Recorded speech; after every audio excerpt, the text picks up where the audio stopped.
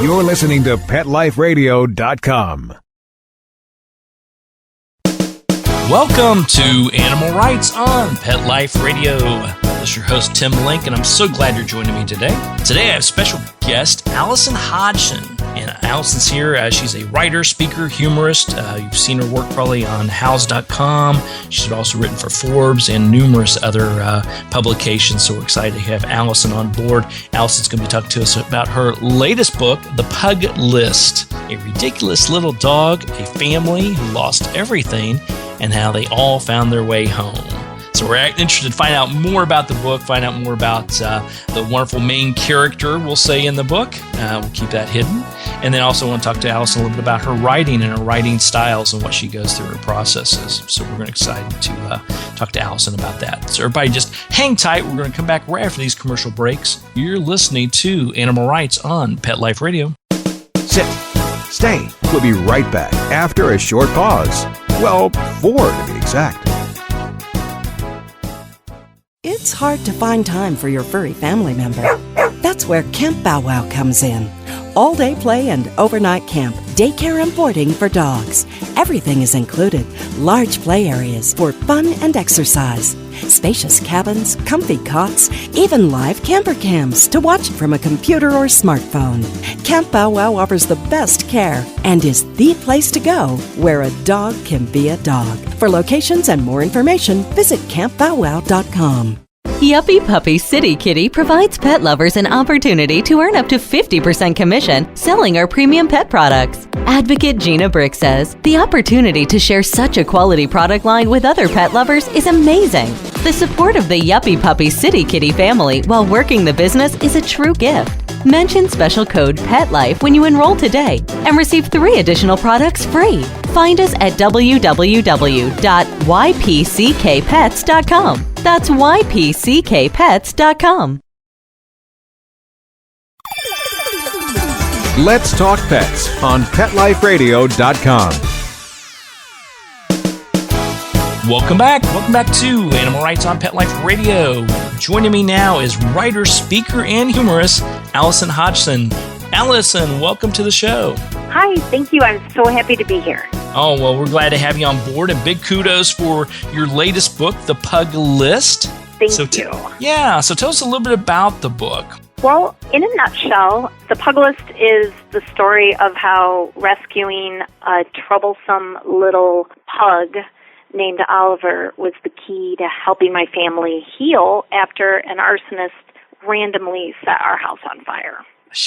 Oh, my goodness. It's quite a mouthful, isn't it? Yeah, that's pretty heavy. Yeah. Other than that, there's nothing going on in the book, right? Oh, my goodness. Yeah, other than that, no. Yeah, so an arsonist randomly, we didn't know him. He set our house on fire while we were home and in bed, and we escaped with the clothes on our backs. And the short story is, any house fire is a devastating experience, and arson, it's a crime. Adding that level of crime, it leaves a mark, and there's trauma, and it took us a really long time to heal. And so while we were rebuilding, we talked about rescuing a pug before the fire, and then after the fire, it was like, oh no, we already had a dog, a big black lab, and I was struggling just to take care of myself, let alone the kids, let alone the dog, let alone rebuild. And then I thought, no, it wasn't meant to be, I guess, adopting a pug, even though they're adorable, wonderful dogs.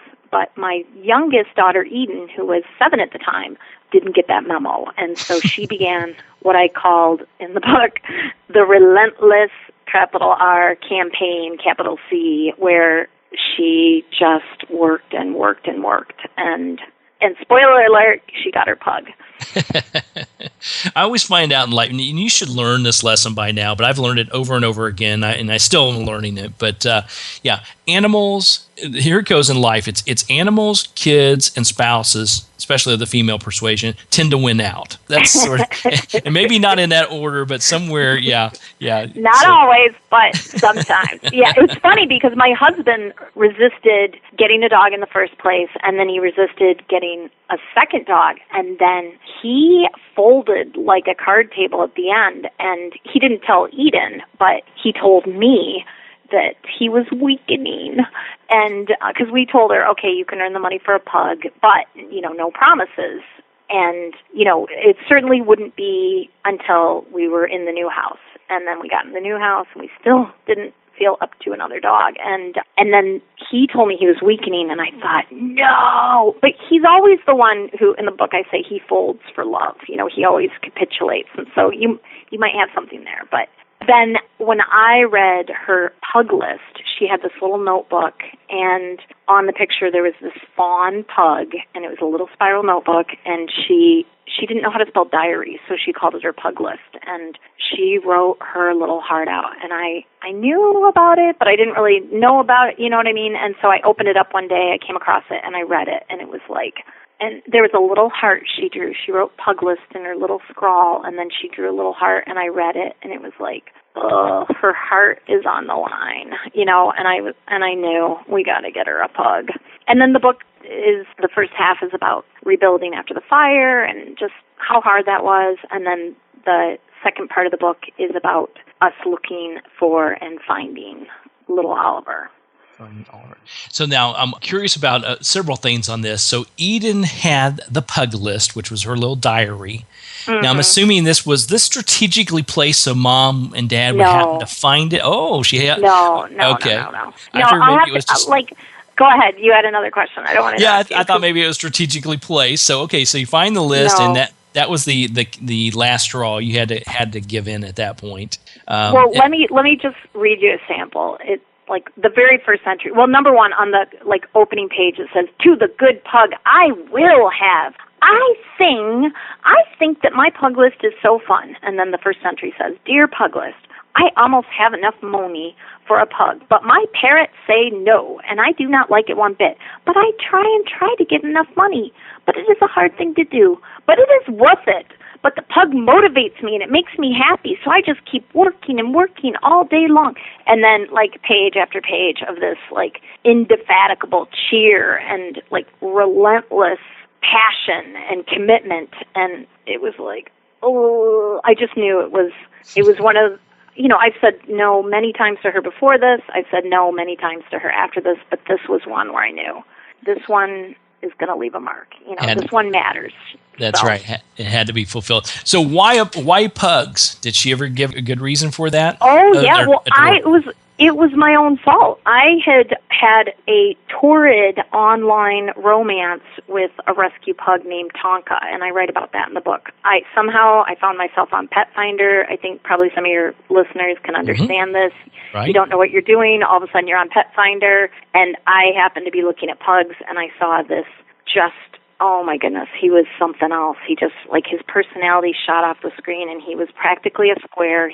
Pugs tend to be portly, and so he was quite chunky, and he was just all personality. And I tried to get my husband to let me adopt Tonka, and I write about that. We went back and forth, and finally, when my husband Paul thought it was a good time, it turns out it was what turned out to be a week before the fire. I called the rescue, and Tonka had found a good and happy home. And so, a week later, we're homeless. Temporarily we stayed with family, but, in total upheaval. And I just thought, it wasn't meant to be. But during that time, I told Eden, and we started looking at pugs, and I write about it in the book. But it was my fault. I'm the one who lit the flame. There you go. Now, Oliver's not. What color is Oliver? Because you mentioned a fawn-colored pug. Yes. Oliver is black, and that was also my idea because we have the English lab, Jack, and he's a big black lab, and I accidentally built a house that's almost entirely white, and I'd never had a new house before, and so, anyone who's had a dog, the fur is something to contend with, and I just thought, okay, I can't do a fawn pug. I just can't add another whole color to our life, and so I suggested to Eden, this was the bridge that carried us over. I said, what would you think about getting a black pug? That felt doable to me, and it was meant to be because Oliver was meant to be our dog. So then I have to ask, going back to the fire, your black lab's name is? Jack. Jack. So with Jack, how did Jack handle the whole process, both during it? Was he excitable, or did he just sleep through the whole thing? And then afterwards trying to adapt to his new home life? Well, he's a trooper. He's a good dog. He's not overwhelmed by intelligence. He's smart enough, And so he was actually sleeping on my son's bed. We did not have a hero dog moment. But you know what? He was doing what he was supposed to be doing. He was being a loving, faithful companion. So we woke him up, and then when we escaped our house, we stood across the street and watched the house burn. And, he's on his leash. This is his walking path.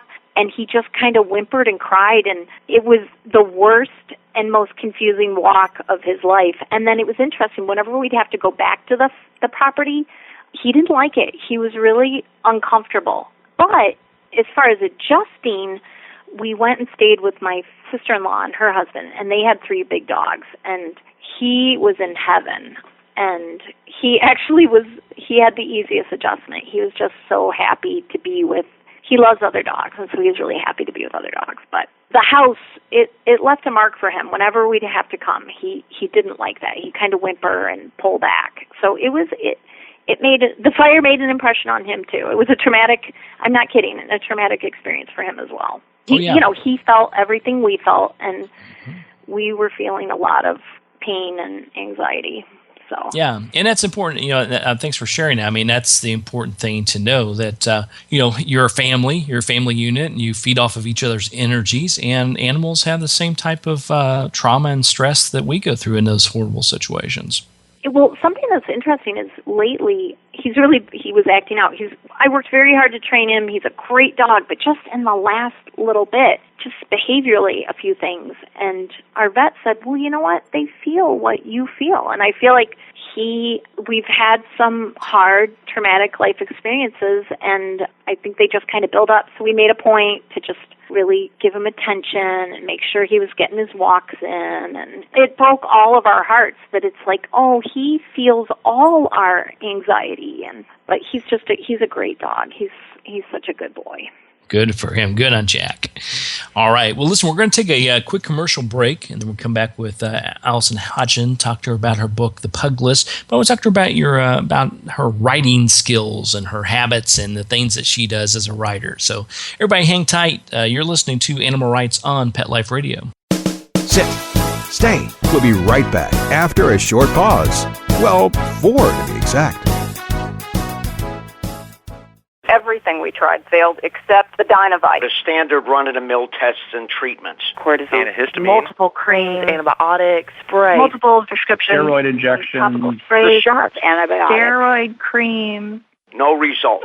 It was neglect. The other owners didn't care enough about him to take care of him and to give him the nutrition he needed. A nutritional supplement like Dinovite. To be the healthy, happy dog he is today. DINOVITE.com. If you want the dog to be healthy, you got to feed it something healthy. Put some nutrition in your dog. The vet that I trust recommended Dinovite. The dog I have today, because of Dinovite, has a sparkle in his eye, a lush coat, healthy skin. When you rescue a dog, you've got to feed him right for life. Dinovite will make your dog a happy dog. Dinovite is nutrition. Dinovite for life. 859-428-1000. 859-428-1000. DINOVITE.com. Hi, this is Tim Link, animal communicator and pet expert and host of Animal Rights on Pet Life Radio. Have you ever wanted to know what your pet is really thinking? Do you want to find out if they truly understand what you're trying to tell them? Ever wish you could build a better understanding and closer relationship with your pet? Well, now you can. Learning to Communicate with Animals is a 4-part on-demand workshop. In the workshop, you'll learn the essential techniques that are necessary to communicate with animals, including what is animal communication, breathing correctly to achieve the perfect state to communicate with your animals at a deeper level, using guided meditation exercises and method to communicate with animals, and how to send and receive information from your animals. So if you're wanting to learn how to communicate and connect with your animals at a deeper level, visit PetLifeRadio.com/workshop and purchase and download Learning to Communicate with Animals. You'll be glad you did.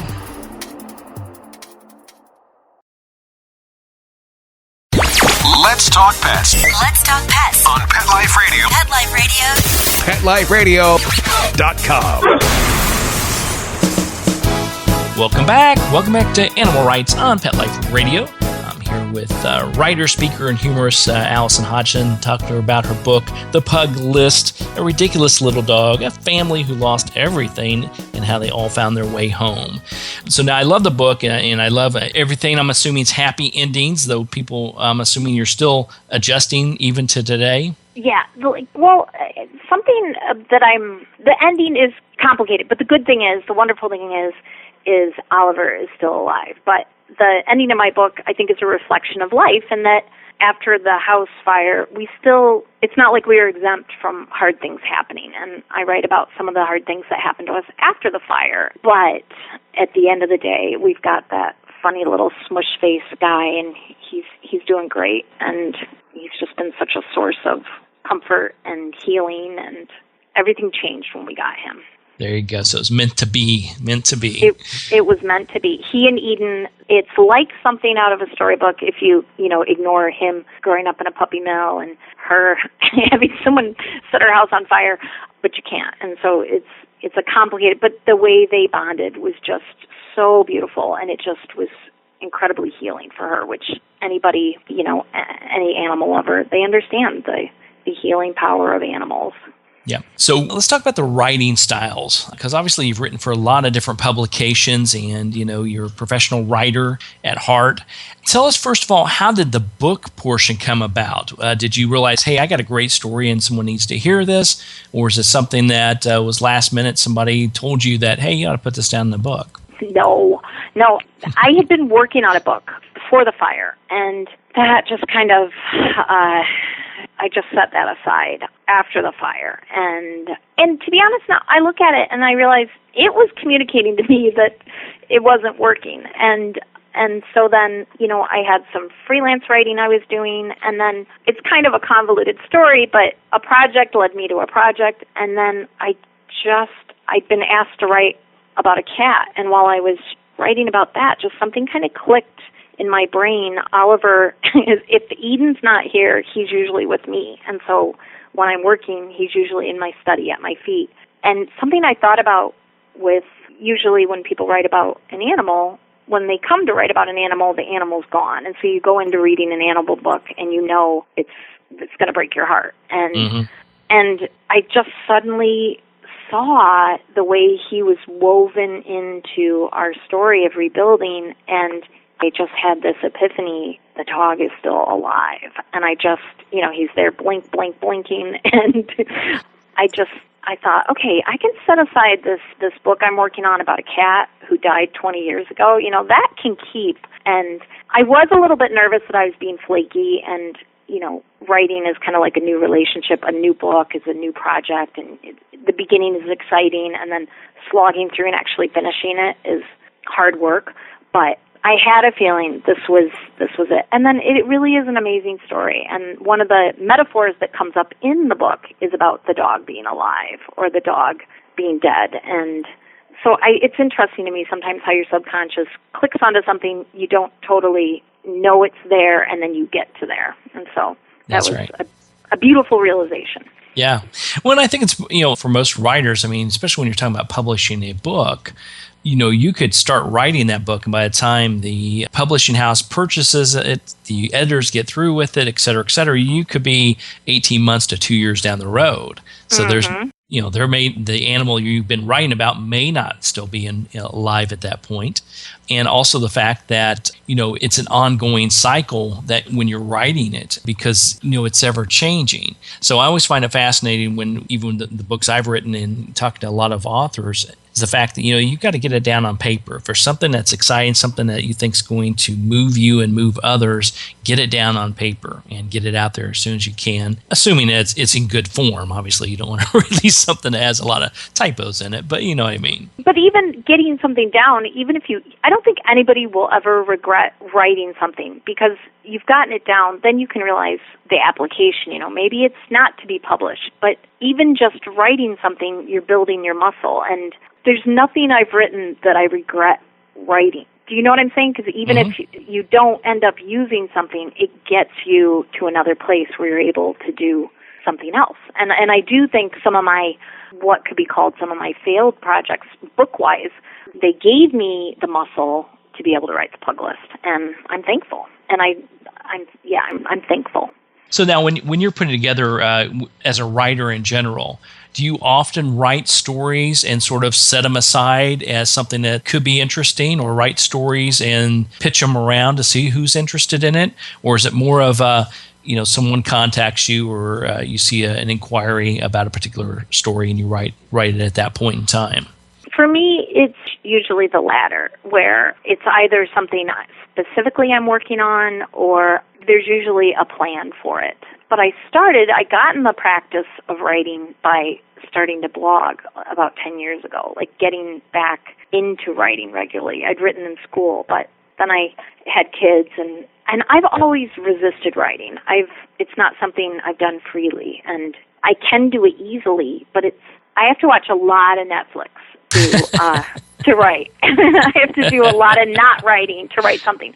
And I'm actually working on that, being more workmanlike and just goal-oriented, and because not trying to waste less time, but I tend to resist writing, and unless I make a goal, and if I'm really specific about, like, this is the story, I try to break down the story within the story, because then I can easily tell a story, but when I don't know the whole story, I can get bogged down. But it's like, okay, I know this little mini story. Like, I'm working on an essay right now, and it's like, okay, well, I don't know the whole essay, but I know this tiny little part of it. I know where the lady asked me for this, so I'm getting that down. And then I met that, you know what I'm saying? So then, and then my brain starts getting going, and then I usually know the next step. It's just forcing myself to do the little bit of work I know I can do. So that's something I struggle with, to be honest. Well, I wouldn't even call it a struggle. I'm not going to say it's a struggle here tonight, because two reasons. One is as I mentioned, I talked to a lot of writers and a lot of authors, and they all have their own unique way of going about doing things. But we hear often as writers that, you got to be diligent. You got to write something every day, write 5,000 words a day. I don't know of anybody that sticks to that. And the second part of that is sound like you write just like I do. I have to have a motivation to write, or a deadline. It's usually a lot like, it's like my studies at university. It's like, oh yeah, the test is tomorrow. I guess I better open that book for the first time, since I spent $300 on the book. Of course, kids nowadays will say, books, what are those? We don't we don't buy those anymore. But deadlines are magic for me. And I always am really impressed by my friends who work in the face of just without a deadline, and just because they want to write this novel or they want to write this story and they get it done. I really have a lot of respect for that, because deadlines are what keep me in my chair. Yeah, even if it's 4 a.m, the day before, the day it's due. That's right. It sounds like me as well. So then next projects, do you have other things in the works that we need to, you don't want you to share everything, but things you're working on, or do we have more ways to follow what's going on with Oliver? Yes, Oliver, we're both on Facebook. Oliver is on Instagram. He's The Real Pug Oliver. And my website is AlisonHodgson.net, AlisonHodgson.net. And we're updating constantly. And if you like the characters in the Pug List, i.e. my family, I do have a blog from 10 years ago, so like old stories people can go back and read. But yes, interest has been expressed in Oliver's memoirs. So the Pug List is my memoir, and it's about rescuing Oliver, but there's been interest expressed in, we're looking at the possibility of a children's book. So okay, great. He can tell his story in his own words. In his own words, that's right. Quite a story. All right, well, we'll get that posted out there, and everybody check out the website and go pick yourself up a copy of the book. It's a great book. It's heartfelt. It's I think you did a great job with it, Allison, and of course, thank you so much. And Oliver steals the show, of course, so everybody pick up a copy of the Pug List. You won't be disappointed. It's a great read, and we'll put everything else out there on the internet. Everybody follow what's going on, and we look forward to hearing more about your activities down the road. Thank you so much. Thanks for coming on Animal Rights on Pet Life Radio. Appreciate it. Thank you. Well, we're coming to the end of the show today. I want to thank everyone for listening to Animal Rights on Pet Life Radio. If you have any ideas, questions, comments, or people you want to see on the show, you can email me. Email me at tim@petliferadio.com, and I'll be glad to answer your questions, entertain your comments, bring on the people you want to hear from most. I want to also thank our producers and sponsors for making this show possible. So until next time, write a great story about the animals in your life. Put it in a blog, an article, or in a book, and who knows, you may be the next guest on Animal Rights on Pet Life Radio. Have a great day. Let's Talk Pets, every week on demand, only on PetLifeRadio.com.